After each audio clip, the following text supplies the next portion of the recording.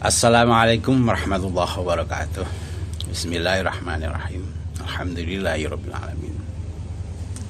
Pemirsa, bertemu kembali dengan saya Zainal Abidin. Saya akan membahas kembali tentang berhala-berhala itu ada dalam diri sampean, ya. Ini karena banyak kejadian tapi tidak berasa bahwa sampean sudah menyekutukan Allah. Itu ya karena ini. Karena sampean merasa bahwa sampean sudah merasa lebih pintar, lebih memahami tentang Al-Qur'an misalkan, ya, lebih memahami tafsir tentang Al-Qur'an, lebih memahami tentang al-hadis misalkan, ya. Pokoknya merasa lebih dari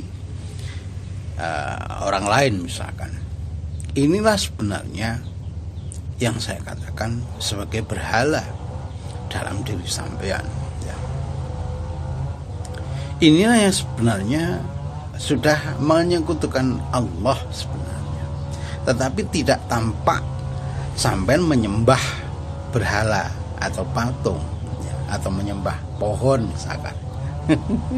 Sampai tidak berasa, seolah-olah sampai ini benar-benar bertauhid dan tidak menyekutukan Allah semacam itu, ya.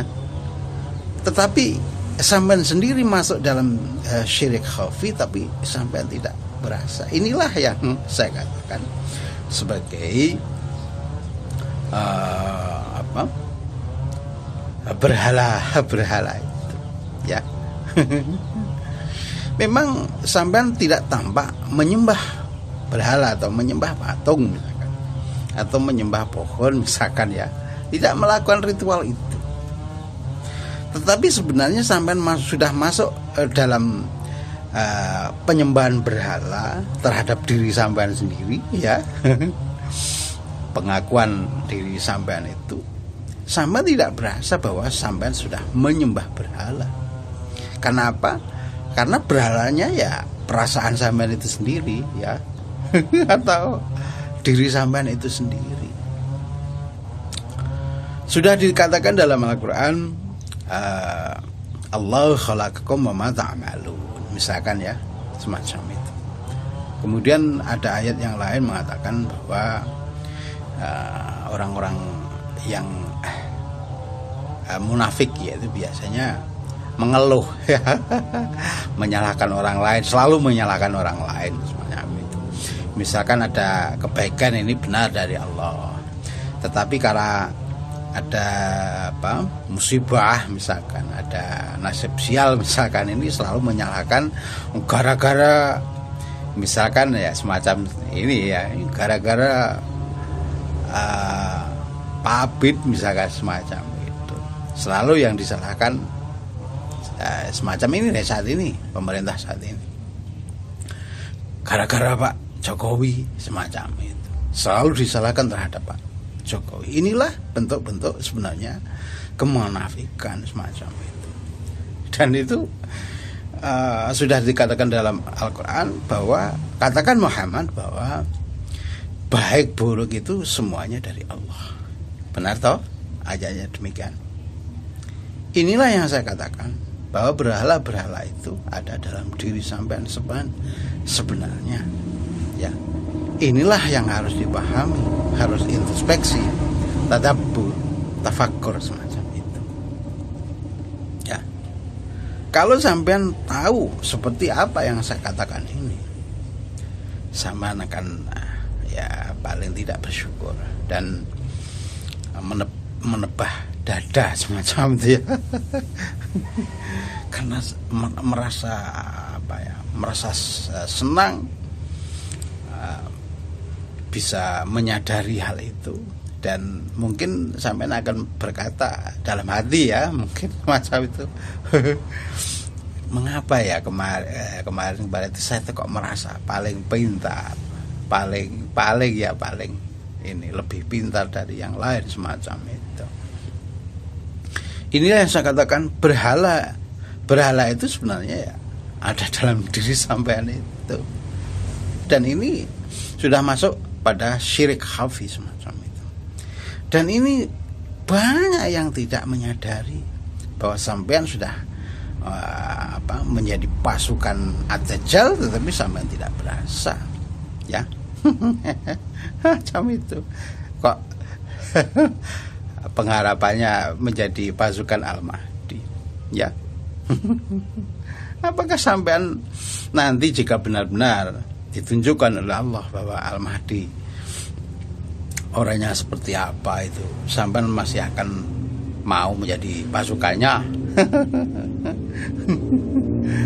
Ini mungkin dalam puisi-puisi cinta ada yang di YouTube, kayak channel-channel YouTube itu mengatakan cinta terhadap Mahdi dan lain-lain semacam itu. Apakah mereka ya wanita-wanita yang mengatakan seperti itu nantinya jika tahu ya sebenarnya Al-Mahdi seperti apa, dia juga masih akan tetap mencintainya?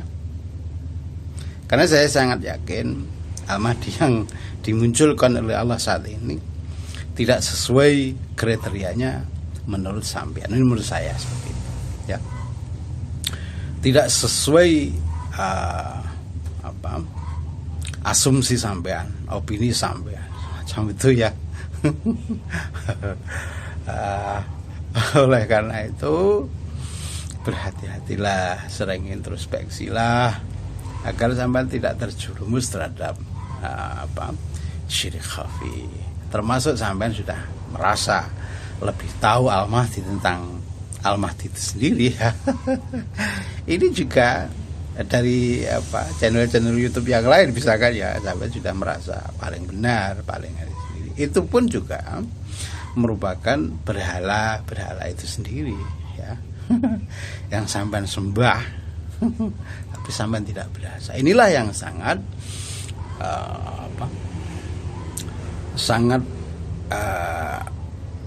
sangat penting untuk dipahami, dirasa.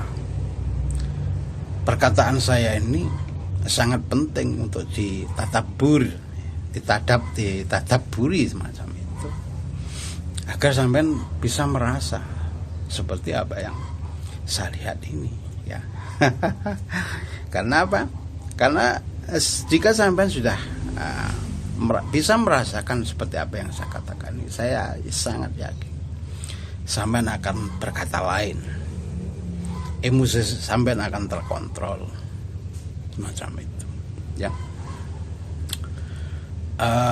Dan ya tentunya akan mempunyai kesabaran yang lebih semacam itu, dan tidak mudah tergoda oleh bujuk rayu Dajjal misalkan semacam itu, ya. Oleh karena itu sering-seringlah introspeksi, tadabbur, tafakkur macam itu. Karena tidak ada satupun jaminan seseorang mendapatkan surganya Allah itu kecuali 3 golongan seperti yang disebutkan dalam Al-Quran itu, ya. Ya. Pertama, sahabat Ansor, sahabat Muhajirin semacam itu. Dan golongan ketiga adalah orang yang sudah mentok, hasilnya urusannya sudah mentok, tidak punya apa-apa, sudah tidak punya jalan, akhirnya meminta dengan ikhlas terhadap Allah untuk menyerahkan dirinya, ya, semacam ini. Inilah 3 golongan yang sebenarnya dijamin Allah masuk surga semacam itu, kalau saya melihat dalam Al-Quran seperti itu. Oleh karena itu ini ada seolah-olah kebenaran, tapi ya sebenarnya menurut saya tidak benar ini. Perasaan seseorang sudah dianggap sebagai ustadz atau kiai, dan perasaannya lebih, dia juga merasakan kalau dia lebih pandai dari santri-santrinya atau orang lain. Kemudian dia minta, ya walaupun tidak secara terang-terangan, misalkan cium tangan, ya, salaman sambil cium tangan, kemudian dia hanya mengaji sana sini, kemudian tercukupi dengan mempunyai harta-harta, mobil mewah misalkan semacam itu, ya. Seolah-olah ini kalau dilihat menjadi seolah-olah ini jaminan masuk surga semacam itu, ya. Seolah-olah ini sudah kebenaran Allah semacam itu, ya, kalau dilihat dari kasat mata, ya.